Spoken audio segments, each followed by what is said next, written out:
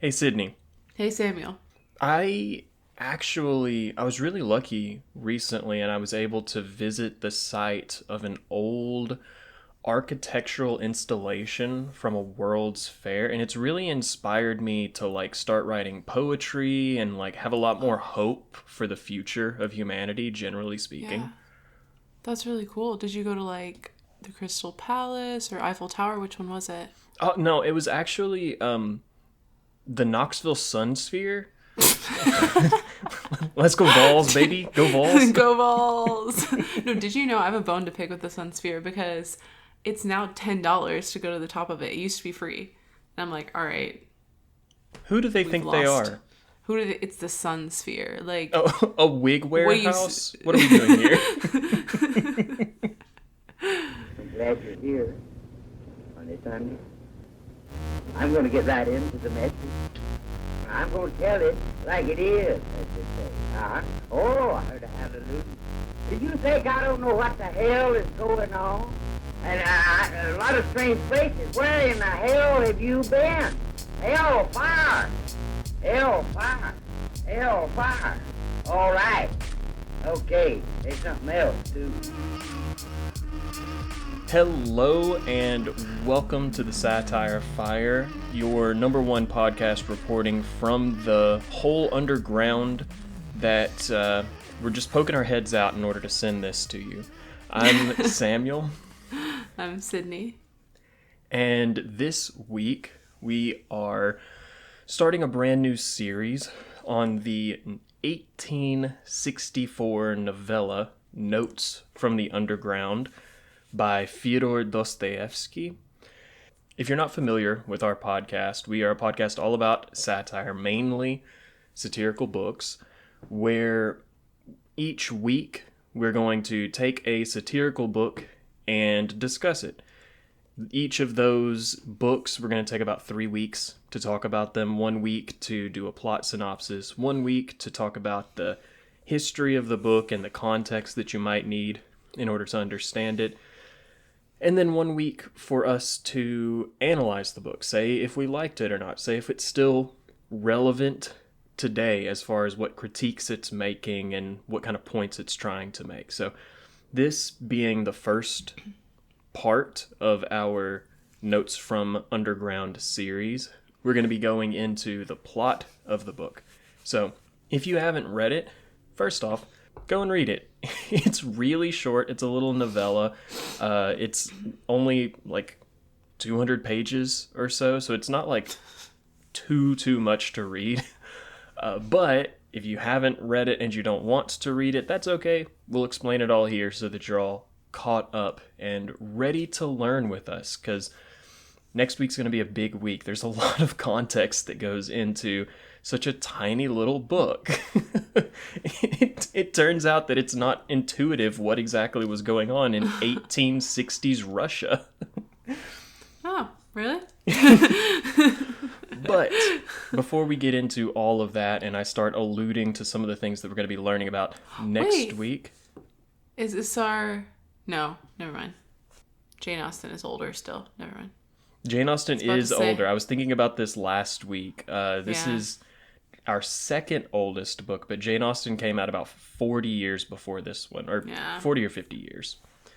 But before we get too much further, Sydney, do you have anything else that has been going on? Anything that you've read or watched or thought about recently that you want to tell the good people about? Yeah, I wanted to talk about a satirical musical that I went to recently. Okay. So it wasn't on Broadway. I'm currently reporting live from Knoxville, Tennessee, home of the Sun Sphere. No, but I've been in Knoxville, and they had a traveling Broadway cast of the Book of Mormon, which is highly satirical. That's fun. I was like, we've never really talked about a satirical play or musical, and that might be something to keep on our radar for the future for an interlude. But yeah, or as a full series, you can read a play. That's true. You can read a play. Did you guys know? One of my favorite plays, and then therefore musical, it's not my favorite musical, but there's a musical based on it, is Pygmalion, which was turned into My Fair Lady, which has some satirical elements, so, but I don't know. Anyways, but yeah, I went to see the Book of Mormon, and for those of you who, like, aren't super aware of what goes on in the world of Broadway, so you have musicals and plays that are on Broadway, which just means that they're performed in New York City at a Broadway theater. They have a residency on Broadway, and then there are casts that are like affiliated with Broadway that travel the country and perform in theaters around the United States. And so you can see a Broadway play or musical at your local theater sometimes, but that doesn't mean you're seeing a play on Broadway. Kind of confusing, but whatever. Yeah, you're seeing a play that was on Broadway with a Broadway cast, but you're not seeing a play on Broadway because, spoiler alert, folks, Broadway is not in Knoxville, Tennessee. But that being said, it was great. It's hilarious, as expected. It is quite offensive. So if you don't like that kind of thing, if you don't like offensive humor, don't go see it. But also, if you don't really like offensive humor, satire just might not be your jam. So yeah, sometimes satire, it's not always offensive. And for me, I like when things are intelligently offensive. Like if they're clever, they're well researched, and they're not like punching down. Yeah. As opposed to ignorant offensiveness. That isn't funny. So yeah, there's a huge difference between saying something that would offend the head of Scientology versus saying something that would offend your trans best friend or any woman in your life. Like those are different things. But it was really good. It was really funny. I liked the music because it had a lot of it pulled from a lot of different styles of music to influence the songs that were happening. Brief summary of the plot of the Book of Mormon for anyone who's interested in seeing it and like wants to know a little bit more. Basically, it's making fun of Mormonism, so start there and decide whether you're okay with that. Then if you're not okay with that, maybe don't listen to the podcast. But basically, these two boys who have just turned 19, and they're going on their mission, which is something that's traditional for boys and who are Mormon, and you're sent somewhere in the world with your mission partner. So you and another guy go somewhere to spread the Book of Mormon, spread the gospel of the Mormon, the Church of Latter-day Saints. Anyways, these two boys get sent to Uganda, and they're sent to a village that is experiencing a lot of hardship, AIDS, poverty, food insecurity. There's bugs that kill you. And then there's a local militia that is led by a guy who's actually a real person in history, General Butt Naked, which is, he was a terrible person. He mutilated women. He said he was like a prophet and was told by God to do that. Anyways, it's based in some reality of like things that have actually happened. And so they go to this village and they're finding it hard to reach these people because these people don't trust them. And that's the inciting incident, basically. And I'm not going to say the rest of the plot. But I thought it was fantastic. So I would recommend it. They're traveling right now, so if they come to your city and you're interested, you should go see it. Definitely. Great shout. It's one of those musicals that I know a fair amount about just as a cultural touchstone, but I've never seen it. I have never like really engaged with it. I think it's one of those few musicals, actually maybe it's not that few now that I think about it, being a nerdy Tumblr kid growing up, I feel like there's a list of musicals that I can quote that I've never actually seen, and that's definitely on that list. Yeah. It's also by partly written, or two of the writers for it were the writers of South Park, or were writers for South Park. So if you like South Park, the humor is very similar. So, yeah. Awesome. What about you? Have you been reading or watching? So, I've decided to put my frickin' foot down, folks. I'm Foot down. I'm taking a stand. I found a hill and I'm gonna die on it. I have started reading a lot more short form fiction, and specifically am trying to go out of my way to read more short fiction in like literary reviews. So specifically, I've been reading a fair amount of stuff that's coming from the Swanee Review, which is a somewhat, I mean, I say somewhat, it's a very prestigious literary review that features like poetry and nonfiction and fiction writing, all like relatively short form. I say it's relatively prestigious because it's not like the New Yorker, but it's still a literary review that I personally will never be accepted into because it's very competitive and very well regarded. But part of my like feelings about this and the reason why I'm getting into it is because, first of all, I think that any time in the current landscape that I'm able to interact with and support something that is a form of physical journalism, I'm really interested in that. Like, I really don't enjoy the fact that the majority of journalism is kind of shifted into this online landscape that is like fine, but I think that sometimes online forward journalistic entities sometimes prioritize just clicks and views more than the content that they're putting in. That's not the case for everything. There's obviously going to be exceptions to that, but that's just generally kind of how I feel.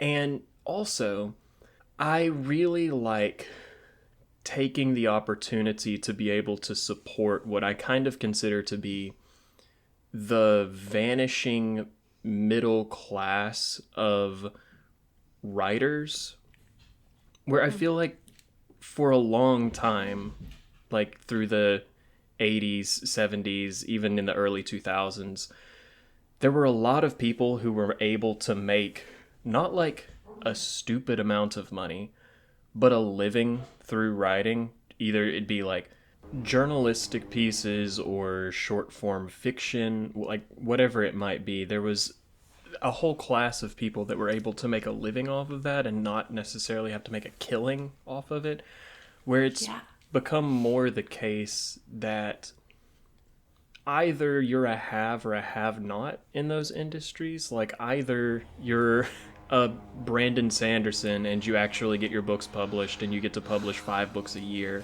or you can't get a foothold into the industry and you're just kind of like scraping through, doing the best that you can. And I think that that's something that's gotten a lot worse even in the past year or so. Like I just recently saw an analysis that was talking about the impact that the introduction of AI has had on jobs. And like across the board in all industries, job postings are down 8% from what they were 2 years ago. But specifically writing jobs are down like 30%, and like journalism jobs are down 20%. Like all of these jobs are just like not existing anymore in a way that they have always existed. And so this is my call to action for folks for this episode, as well as my own personal call to action. Support the things that you enjoy. And I enjoy reading things that are not slop, and I enjoy being able to support people writing stuff that is not slop. And so one way that I can do that, and that I found to do that, is reading local newspapers and picking up and reading literary reviews and stuff like that. And it's been a really fun and pleasant addition into my reading repertoire that I would highly recommend for anyone else out there. Whatever you can do. Yeah, that's also on that note. That was an excellent note. And as a journalist and writer, I really appreciate that. And I also think for you listeners out there, if you have any friends that are journalists or writers, check in on them. Especially if you have any unemployed journalist or writer friends, check in on them. It's tough out there. Yeah, it's not. Not to say that it was ever really good out there, but it's definitely worse than it has been for quite some time. Yeah. No, I have a mentor who's just a more senior person in the field. Cannot believe you called her old like that. And she, but yeah, she's just been in journalism for a long time. And like, if you think of, I don't know, like an old journalism movie, and you think of like what the reporters in those movies are like, that's her. That's how she acts. Constantly smoking, cup of coffee, talking about the beat. Yeah, but she said to me recently, this is the worst she's ever seen the job market for journalism in her time in the field, and that she would be surprised if I could get a job within the next year even.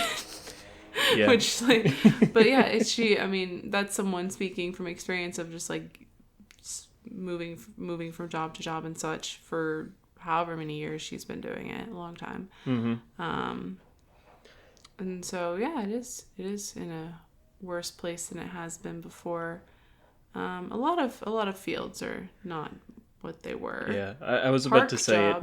It feels like that's kind of a common through thread. I just had someone recently talking with me who's been in my field since the 80s, and he said it's the worst that it's ever been. I don't know how it could get any worse than it currently is. I'm like, that's so awesome to hear as you are retiring and I am starting my career.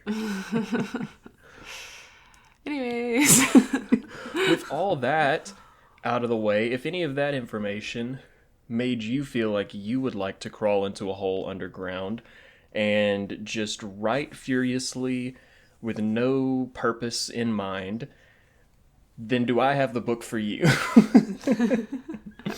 Let's start talking about Dostoevsky's Notes from Underground. So, like I said, this is a novella. It's relatively short, and it is maybe one of the most direct and cutting satires that we've read on the show so far, with the little asterisks on it of what he is satirizing is so period specific that a lot of it can be missed pretty easily.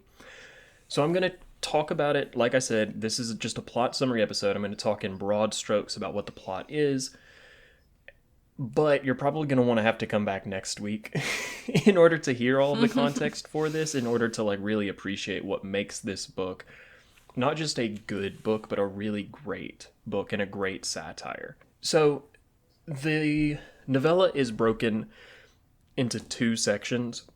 The first part is just called Underground. It is set in the 1860s.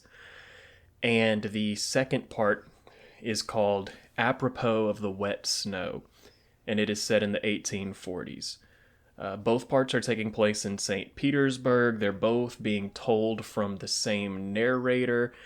It's basically a man starts writing how he is feeling about his life during modern day, quote-unquote modern day, 1860s Russia. And then after talking about that for a while, he then starts to reminisce about what his life was like in the 1840s. And so that's the through line between it. And it's really an examination of the narrator, looking at his feelings about the world and why it is that he ended up being underground, with part one mainly looking at what he believes and part two being this is a snapshot of what my life was like before I was underground. So part one is really dense in theory and philosophy and not a lot of plot. So I'm going to do my best to summarize it, but not much happens for the first third of the book because it's just kind of him waxing poetic about how great he is and how awful everyone else is. The story starts with one of the most famous opening lines in literary history. I am a sick man, I am a wicked man. Which really starts you off strong of this guy has a lot of internalized self-loathing that we're going to start unpacking through the course of this. He talks about how he used to be a civil servant, recently retired due to some inheritance, but when he was a civil servant, he was intentionally bad at his job. He was rude and unhelpful, but he was never actually a wicked person or a scoundrel because he couldn't commit hard enough to being bad at his job. Which leads us to learning that a lot of the decisions that he has made in his life have been based on spite. So like his liver hurts, but he refuses to see a doctor out of spite. The weather is bad in St. Petersburg, but he refuses to move for his health because of spite. There's like a lot of conflicting emotions within him that kind of drive him into not doing anything. So like he feels like he's a wicked person, but also he's sentimental. He hates himself, but he also despises other people. All of this stuff is really pushing him into being a very, very internalized person who finds himself to be very lonely all of the time. I feel like this guy's like the original overthinker. I'm like, he's the original overthinker. He's also, we'll get into it, the original incel. He's the OG lots of stuff. It's we get a note early on from Dostoevsky about both the book and the character, which I'm going to send to you, Sydney, so you can read. It says, both the author of the notes and the notes themselves are, of course, fictional. Nevertheless, such persons as the writer of such notes not only may, but even must exist in our society, taking into consideration the circumstances under which our society has generally been formed. I wish to bring before the face of the public a bit more conspicuously than usual one of the characters of a time recently past. He is one representative of a generation that is still living out its life. So we're getting guys like this do exist. We're getting into straw man arguments really early on of Dostoevsky saying, listen, this guy doesn't exist, but if he did, oh my god, I would hate him so bad. We quickly learned from the guys talking that he is relatively well-read / well-educated because he's making a lot of references to philosophers and books and stuff like that along the way that really pushed the concept that this dude spent a lot of time studying early in his life, and maybe that's all he's ever done, is study instead of doing things. His first bone that he picks is the concept of consciousness, where he talks about how he himself operates on a higher level of consciousness than basically everybody else in society. Mm-hmm. But his overactive conscious has led him not just to appreciate, quote, everything beautiful and lofty, which is a recurring phrase throughout the book, the idea of things being beautiful and lofty, but he also is able to find a twisted pleasure in suffering. So, like, just because things are bad doesn't mean that they're unenjoyable, because he has such a high degree of consciousness that he's able to wallow in self-pity, basically. He's like your like brief artist boyfriend who moves in but doesn't pay rent and doesn't buy himself food, and it's like, no babe, like I've got just, there's so much going on in here, like I can't deal with out there. so true. And if you are that artist boyfriend, we see you. He has come to the conclusion that it's impossible for him to change his nature, which makes him feel more satisfied in the fact that his nature sucks so bad. But at the same time, he also thinks that everything that happens to him is his own fault because he's too smart. And he's like so smart compared to everyone else that everything must be his fault, because if he didn't want it, then he could have been too smart and avoided it. Again, we're getting into contradictory natures where he's proud of how smart he is, but he's ashamed of how smart he is. This is like a really big theme throughout of like conflicting emotions that Dostoevsky's trying to make a point on.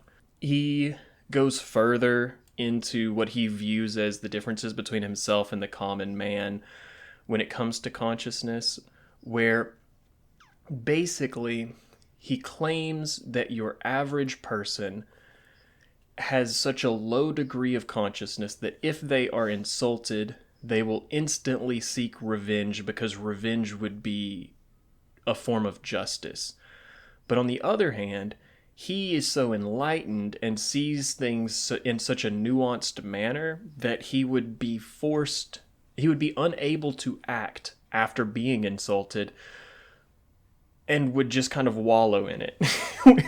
It has such gross energy of like, oh, why I oughta... He's an empath. Yes, exactly. He's such an empath that he refuses to stand up for himself or leave his hole in the ground. It's just so hard. Thinking so much. He talks more about the idea of being able to find pleasure in suffering. He uses a metaphor of a toothache where he's like, yeah, the pain of a toothache is awful, but it also brings you pleasure because it allows you to complain about how much pain you're currently in. And we all love annoying our loved ones by talking about how bad our tooth hurts. He's also just like, I remember in that scene, he was like imagining it playing out, like him complaining and being in agony and his family being annoyed. And then he like... and then he imagines there's like an audience and they're like laughing at him telling this story. And I'm like, are you okay? Like he's imagining there's people. He loves making up little stories, and we're gonna get more into that later. But his favorite thing is to make up little stories. He's like living in a little fantasy world he's creating for himself here. He talks about how occasionally he will have emotions that distract him from his consciousness, but he says that normally the emotions pass and then afterwards he loathes himself for making up the emotion, where it's basically like he was angry and now he's not angry, so that means he was never really angry, he just made up the thought of being angry as a form of entertainment. Like, if it's not... Emotions aren't even real. Like, you're just making yourself feel that way. Like, I'm so sorry that you've put yourself in this position to feel in that way. He also alludes to some of the stuff that's going to happen later on in the book, where he talks about how he'll sometimes invent things out of boredom in order to enrich his life. Yeah, so he had nothing going on, and so he chose to be offended by someone, or he chose to fall in love with someone just to add something to the monotony of his life. He then spends a little bit of time defending himself, where he's like, whoa, I think that you probably feel that up until this point, I've just been trying to justify that I'm actually lazy, and I don't do anything because I'm lazy. But he says, no. Because if I was lazy, I would be happy. And my life sucks, man. So clearly I'm not lazy, because if I was lazy, I'd be laying on a beach somewhere, drinking and thinking about everything that's beautiful. But instead, I'm in a tunnel underground. I'm in your floorboards, and I'm really, really sad. Then we start getting more direct about what it is that Dostoevsky's trying to criticize in this book, where the man from underground starts criticizing popular progressive ideas, which at this time period, it was a really common concept in philosophy, like this concept of utilitarianism, where the idea was if every man was well educated, they would then behave rationally. And if every man behaved rationally, it would fix all of the problems in the world.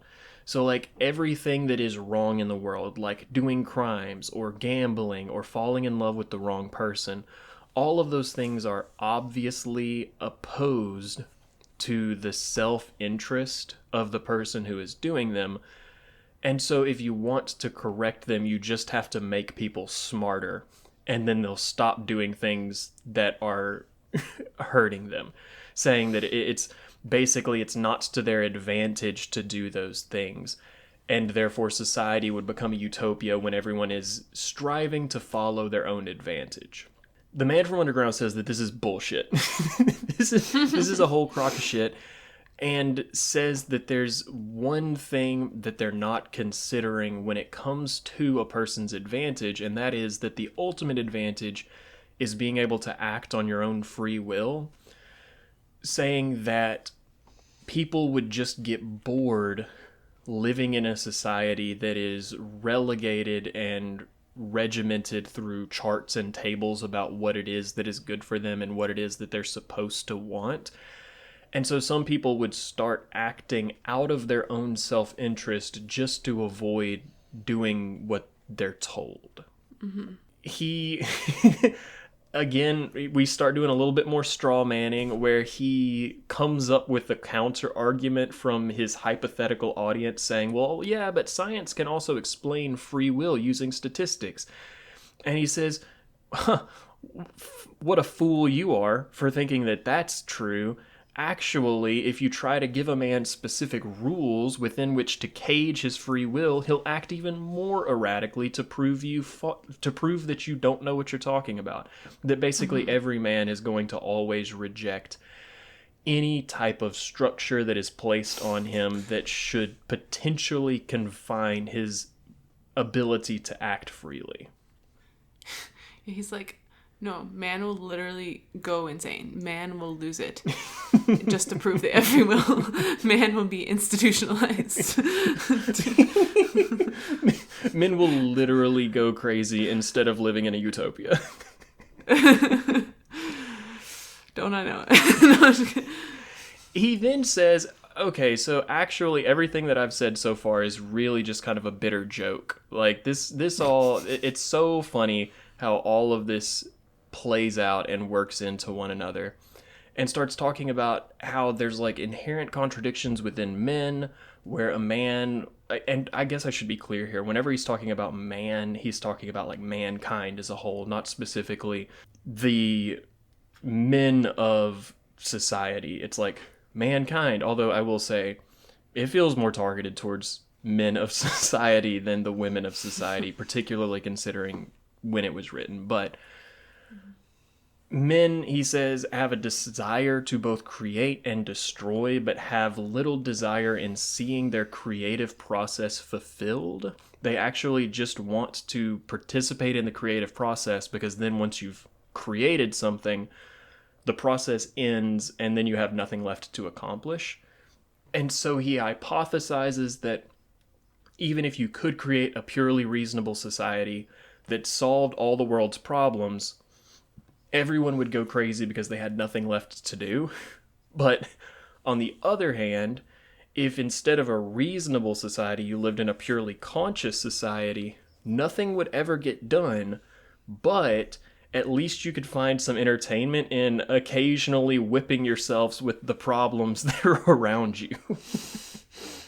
Now is when we get into talking about the idea of the Crystal Palace, which I'm going to come back to this a lot in the context episode, but essentially it was a building built for a World's Fair back in the 1850s that's entirely made out of glass and steel, and was seen to be a beacon of a utopian and progressive future. And the man talks about how he hates the building because he can't stick his tongue out at it, which it's a whole thing, but basically he wants to stick his tongue out at the idea that is represented by the building and is unable to stick his tongue out at an idea, and so he's bummed out about that. It talks about how he wishes he could use it as a chicken coop, but then he wouldn't call it a palace anymore.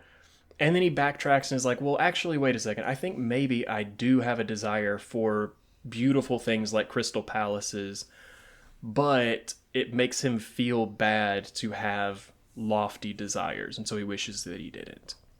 And then part one ends with us really putting the pedal to the metal on the idea of an unreliable narrator in this one, where he just says, actually, everything that I've said so far, I didn't mean. It was something that I maybe believed when I was writing it, but I don't believe it anymore. All of it was really stupid. And he then has this long, drawn-out monologue that he hypothesizes the readers are having at this point, where they're saying, well, why did you write all of this? Like, what was the point of it? How can you be so inconsistent in your beliefs? How can you not stick to any of your convictions like this? And he, after going through this whole monologue, he ends it by just saying, like, yeah, but guess what? I also just made up everything that you just said to me because you're not real, so joke's on you. I just made you look stupid because you thought you were real. Mm-hmm. Mm-hmm. And he then says that he doesn't have any intention of ever publishing the notes. They were just a prompt to get him to start writing. And then he mentions the fact that it's snowing outside and says that the snow reminds him of an episode from his past. And so that is when he starts to recount his memory. And that's why we get the title of part 2, Apropos of the Snow. Now, we get into this start of part 2, and this is when we actually start to get a narrative, so it'll be a little bit more clear-cut of what's happening now. This is the majority of the book, now that we've gotten all of the heady philosophical debates out of the way. But this part is still really satirical, which, again, you're going to have to come back next week to hear about what it is that it's satirizing. But we're back in time. The first part was like... Sorry. It's so short, but it was just really heavy. Like, I was just like, whoa. Yeah, he's dealing with a lot of, like, concepts that if you're not familiar with them, it seems a little bit out of left field. But I will say, it's still really funny. It's just got a really good I found it really funny tone to it. It's really fun to read, even if you don't have the context for it, which Sydney doesn't, but I do. We're back in time now. The narrator, who remains unnamed for the entire book, is 24 years old and he's working as a civil servant.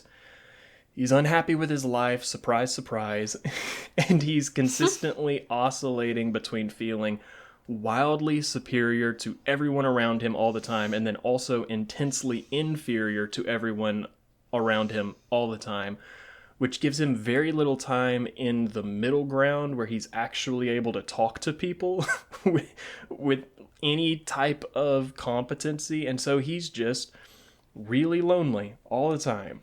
Yeah. Which results in him going to a lot of, like, seedier places and just getting drunk in dirty bars and stuff just to try and find some sort of a connection without being around the people who would recognize him and think ill of him for attempting to make friends.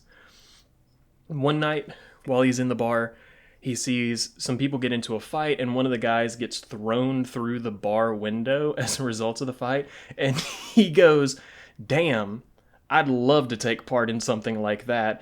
And, like, it's really, like, the deep depression of loneliness where you just need somebody to touch you in any way. And he's like, man, I bet it would feel so good for somebody to throw me through a window.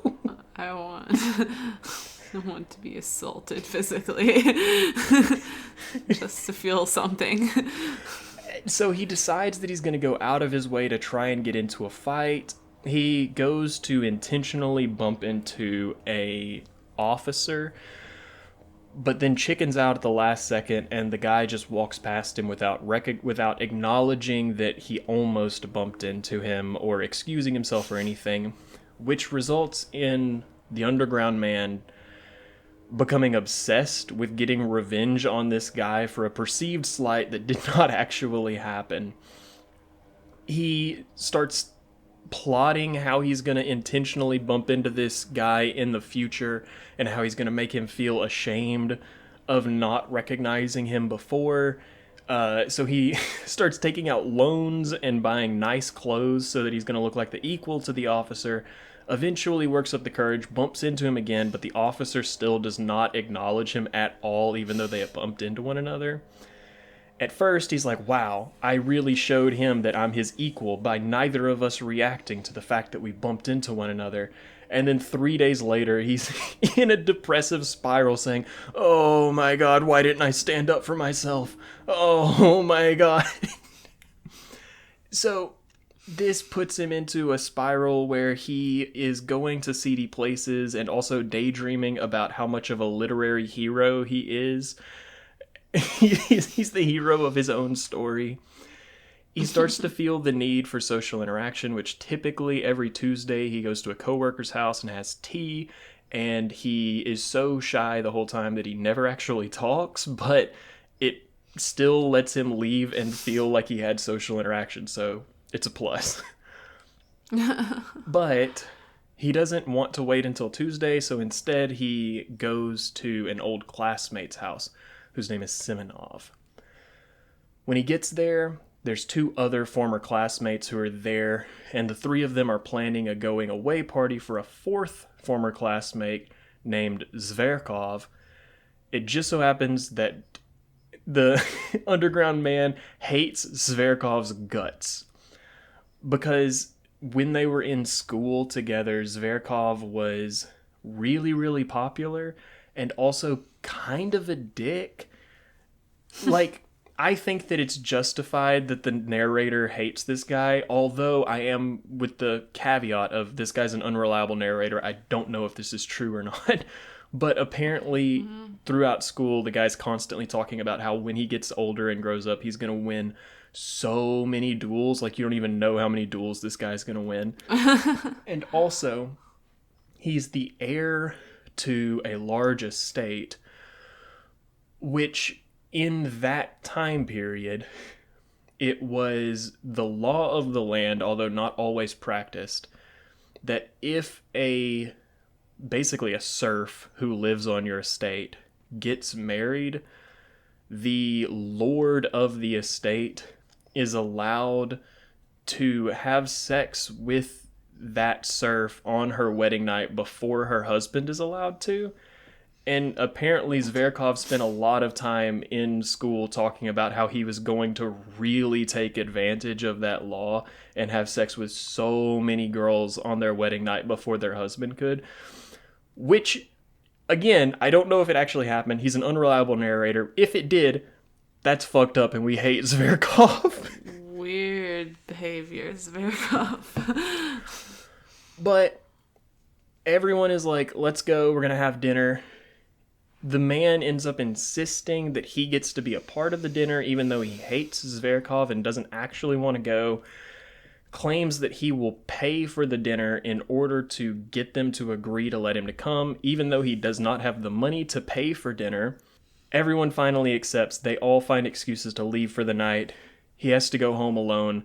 Instantly is regretting because he's like, none of them want me to be there, and also I don't want to be there, but now there's nothing I can do. There was nothing I could have done at all during that situation to prevent having to go and pay for something I can't afford. He mopes about it for a day, ends up going, gets to dinner 25 minutes late, but is still the first person to get there because he finds out that Simonov changed the time for the dinner without telling him. And so he just waits there for an hour until everybody else shows up, gets instantly awkward, and he has a minor meltdown where he's basically just shouting about how, I'm not embarrassed about being here. I'm not dressed very well, but I'm not embarrassed about it. And He then spends most of the dinner just getting drunk and not talking, makes an offensive speech towards Zverkov, and he challenges somebody to a duel, but everybody just laughs him off because he's drunk, obviously. Goes back to just being silent, but inwardly he's constantly thinking like, God, how can I make them like me? God, I really wish that they would all just like me. It should be noted, everyone else is trying to make this a pleasant dinner. Like, they're all just laughing and having a good time, and they're occasionally like asking him questions and stuff to try and engage him in the dinner, but he spends the whole time just pacing against the back wall, and anytime somebody addresses him, he just goes, ha! And then keeps pacing, just refuses to talk to anybody. So he has social anxiety as well as... Oh, yeah. A lot of other things. Eventually, the men starts to go to leave, and he begs for their forgiveness, and then also begs his friend Semenov for some money so that he can go with them to the after party that's going to happen at a brothel that they're all heading to. He gets given the money. Everybody leaves. He starts going on his own to also go to the brothel, and he thinks to himself, by the end of the night, they all will either beg for my friendship or I'm going to slap Zverkov in the face. Yep. He then spends the whole trip fantasizing about what's really going to happen when he gets to the brothel. He doesn't want to go. He knows no one wants him there, but he's like, this is my destiny. I can't avoid my destiny. I must go to the brothel and make a huge scene. He gets there, everyone else has already gone off with various prostitutes, and so he's alone in the parlor until a young prostitute named Liza comes out and takes him in to have sex. He wakes up after having sex and immediately feels a lot of guilt about having sex without being in love. So he starts questioning Liza about her history, and she's not really being forthright about what's going on. He gives her a long speech about how actually it's incredibly immoral to be a prostitute, and every prostitute ends up living a really bad life and then dying from consumption. It's what every prostitute wants to hear. He sees that this is having an effect on her and is like, wow, I love having an effect on this woman. And so he keeps talking, and he gives this long speech about how beautiful and redeeming marriage and family can be. Then pivots hard again and starts saying, hey, maybe if you weren't a prostitute, I would be in love with you, but that's impossible because you're a prostitute, and that means you're not worthy of any respect. She ends up crying, at which point he feels bad, and so he gives her his address and says, come and see me sometime. Gotta go, bye. Just runs out. The next day, he's super ashamed and horrified by all of the behaviors that he's had towards Liza and towards his friends, so he writes a letter to his former classmates seeking their forgiveness, and he feels so good about this letter. He's like, God, I'm so good at writing letters that make me sound offhanded and yet repentant at the same time. I'm so smart. Then he spends the day both dreading and hoping for Liza to eventually come so that he can save her from prostitution and make her fall in love with him. He gets into an argument with his servant, and that's exactly the point when Liza shows up, and he's in the parlor arguing with his servant. Liza comes into the parlor, and the narrator runs out of the room to his bedroom so that his servant can come to the bedroom and say, you have a visitor? Instantly, he jumps back into yelling at Liza, saying, I never had any intention of saving you from prostitution. I can't believe what a fool you were for actually coming here. And he says that the whole thing was just because it made him feel good to exert power over her and make her feel humiliated. At first, Liza is obviously really upset by what's going on. But as the speech continues, she begins to realize, oh, this guy is wildly lonely and deeply broken. And so she feels like a really intense pity for him. And eventually when he stops yelling, she just like holds him and they cry together. This is a really funny scene because it's really deeply emotional. It's a really cathartic experience. But then after he's finished crying, he's like, fuck, what do I do now? She's just holding me. How do I make it to where she's not holding me? This is going to be so awkward for her to stop holding me. Gosh. And so he just gets up and charges out of the room. And he starts pacing outside, looking through a crack between some room partitions at her, just kind of waiting for him to come back. And he's thinking to himself of how he's actually incapable of love because he views love only as a means by which you can have the right to tyrannize someone else at any point in their life. Liza gets up, goes to leave, and as she's leaving, he hands her money in an attempt to humiliate her further. And this is one where even in the moment, he's thinking to himself, I don't want to be doing this, but it seems like something that the hero of a book would do, so I'm going to do it. He then, after she leaves, attempts to run after her to beg her forgiveness. He's unable to catch up with her and find her, but he thinks to himself, maybe what I did was actually good and correct because this will be the spark that makes her now live a more fulfilling life than she would have otherwise. He then returns from the flashback and almost instantly is like, I think maybe I made some mistakes in my life. I don't know that for a fact, but it's possible that I made some mistakes. And then starts describing the notes that he's writing as a form of corrective punishment, where he's forcing himself to recollect how he was a bad person. He then says, like, I don't know why anyone would ever read this, because my antisocial life underground is uninteresting, and actually, I think maybe I'm an anti-hero and not the hero of my story. He then says, actually, if you are reading this, my fictional future audience, I hope that you recognize that all of the desires and impulses that exist within me also exist within you. The only difference between us is that I'm willing to carry those impulses to the furthest possible extent, whereas you're not willing to go that far. Dostoevsky then steps in for another note where he says, the notes keep going after this, like he actually wrote a lot of shit, but this seemed like the best place to stop, so I'm gonna stop here. And that's how the novella ends. Yeah. So it's like, all right, this guy wrote a lot, but that was enough. We don't need to hear more.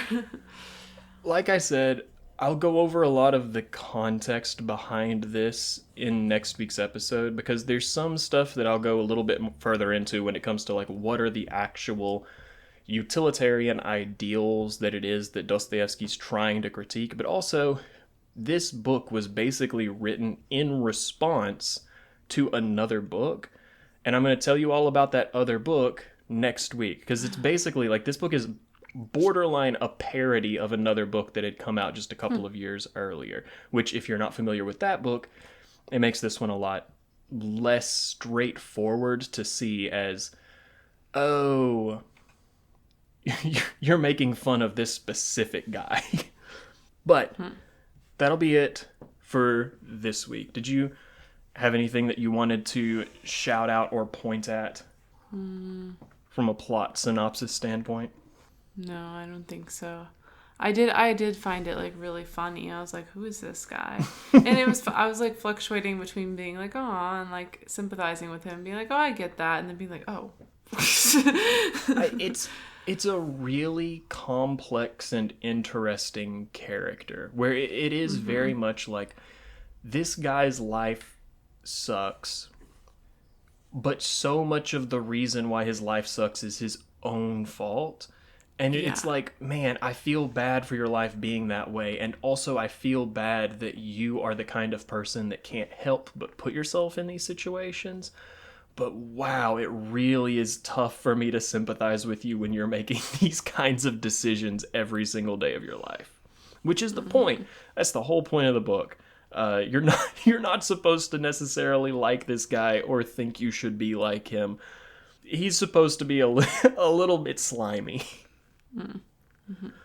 But before we go, we are going to play a wonderful game called Have They Read It, in which the two of us speculate wildly as to whether or not any notable figures have read this specific book.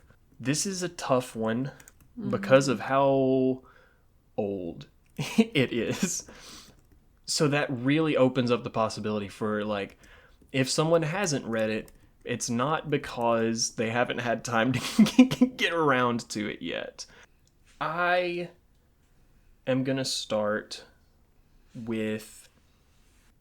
I'm going to start with a guy who I think, if Notes from Underground were made into a movie, this guy would probably be heavily considered to play the old version of the unnamed narrator, because I think that he would really fit well in a role of little guy living under the floorboards. Do you think Willem Dafoe has read Notes from Underground? I know nothing about his, like, reading habits, but I could definitely see him in the role. And he does, like, a range of films that aren't all mainstream. Yeah, he's definitely moved more into artsy films since his stint with Spider-Man.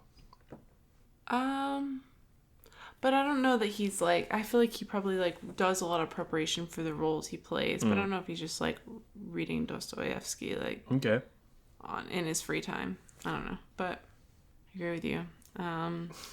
Okay, so I was thinking of an actor who has played a character by another Russian author, from a play by another Russian author. Okay. Chekhov's Vanya. Do you think Andrew Scott has read Notes from? I think so. I personally feel like Willem Dafoe is educated enough and, like, interesting enough as a person that I think he would have read this. And I feel very similarly about Andrew Scott, where I feel like, and maybe this is just my personal bias, because I am a big fan of Andrew Scott, but I feel like he would be someone who would be really interesting to have a conversation with, because he gives me the vibes of somebody who is well read and, like, partakes in a wide array of art. And so I'm going to say yes. I think Andrew Scott has read Notes from Underground maybe once. So Fyodor Dostoevsky is maybe the most literarily respected satirist that there's ever been. Like, he's not necessarily the most famous satirist of all time, because I don't think that many people who are, like, common public know that a lot of his work is satirical. But as far as, like, the quality of his work literarily, I think that he's probably up there as, like, the most respected satirist that there's ever been. So I'm thinking of someone who is very well known for being satirical, but is a potential is satirical in a different way that makes him a lot more controversial literarily. So it's still satire, but different vein of Dostoevsky. Do you think author of Choke and Fight Club, Chuck Palahniuk, has read Notes from Underground? Maybe. I'd like to think that, like, authors specifically, different, like, type of satire, yeah, but, like, within a genre or a broader, like, writing style, would read other satire of diverse types to kind of... So, yeah, maybe. I mean, I know that there are a lot of satirists who, like, I feel like if you're involved in satire, then you are aware that Dostoevsky and a lot of other, like, great Russian authors are satirical writers. And so I think that you would pull from that. Like, I'm thinking of George Saunders is a satirical author that we have not talked about yet on the podcast, but we definitely will. He's got a couple of books that I really enjoy, a couple of short stories that I think we should talk about. But he wrote a whole book called A Swim in a Pond in the Rain, where he breaks down Russian authors. And so clearly he pulls inspiration from that source. And so, yeah, it wouldn't surprise me if anybody who is currently writing satire has read all of the, like, Russian great works. Okay, my last one is just like jumping off of. Oh my gosh! Wait, brief intermission. I saw this TikTok and this guy was saying that, like, he was in class and you say, like, let me jump off of, let me bounce off of that, whatever. But he accidentally said, let me bounce on that point. And everyone, like, laughed. And they were like, they're like, what, you're bouncing on the point? Anyways, but jumping off of Andrew Scott, another Irish actor who's been in a film with him, Paul Mescal. Do you think Paul Mescal? No. I don't know if this is true or not. So first of all, I think Paul Mescal is younger than Andrew Scott, and so he has he has had less of an opportunity to read these kinds of books than Andrew Scott has. And also, I feel like Paul Mescal maybe puts forward more of an air of being literary than Andrew Scott does, where I think that Andrew Scott has the vibe of somebody who reads a lot because I think he actually just reads a lot. I think Paul Mescal likes seeming like he reads a lot, and I don't know if he does or not. That's, like, not if you're listening, Paul, I'm not saying you don't, you very well could. I just don't know if you would have read this. He's definitely read a former Satire Fire feature, Normal People, because he was in it. Well, I mean, I would hope. I don't know. You would think. I just assume that when people act in a movie or show adaptation of a book, that they read the book. That might not be true. Yeah, so I don't know if that's true. Like, Millie Bobby Brown, she's got her start in Stranger Things and has then gone on to do, like, Enola Holmes and a bunch of other stuff. Openly on record of hates watching movies. Like, she just doesn't watch movies. She's an actor and she does not watch movies. And so I just think that if there are actors out there who don't watch movies, there's gotta be way more actors out there who don't read. Yeah, it just feels like it's, like, almost part of your job, but maybe it's not. Maybe you just have to read the script. I don't know. I just feel like I would want to know, like, what was inspiring the character that I say as someone who's not an actor, but, like, yeah. If you were, though. Inspiring. If I was, here's how I would do it. Let me tell you how to do your job. But that is going to do it for us for this week. Like I said, be sure to come back next week when we're going to be talking about the historical context behind this book, learning a little bit about Dostoevsky, learning a lot about the book that he is making fun of. And then the week after that, come back again, we'll be doing an analysis of the book. I don't know how obvious it is what our feelings about the book are, but I mean, we've already checked off one of our bookmarks. Clearly it's funny, so we already know that that's the case. But thank you so much for listening this week.